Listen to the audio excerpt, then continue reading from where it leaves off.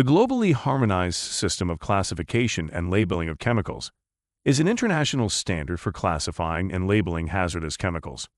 This ensures a consistent hazard communication process and protects both humans and the environment. Chemical manufacturers and importers must determine the hazards of the chemical they import, and that is why the Globally Harmonized System, often referred to as GHS, was created. The GHS was designed to make chemical hazards easy to understand and identify for at-risk workers around the world. The GHS divided hazards into two categories: physical hazards and health hazards. There are 9 pictograms or symbols under the Globally Harmonized System, which signal specific chemical hazards. The Hazard Communication Standard, or ACS, requires 8 of these pictograms, the exception being the environmental pictogram, as environmental hazards are not within OSHA's jurisdiction. Development of the symbols was guided by the need to communicate hazards visually to avoid confusion over language and translation.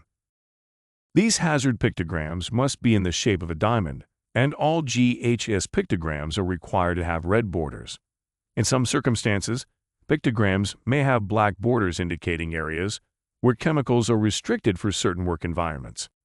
The hazard pictograms and their corresponding hazards are as follows: health hazard, flame, exclamation mark, gas cylinder, corrosion, exploding bomb, flame over circle, environment, skull and crossbones.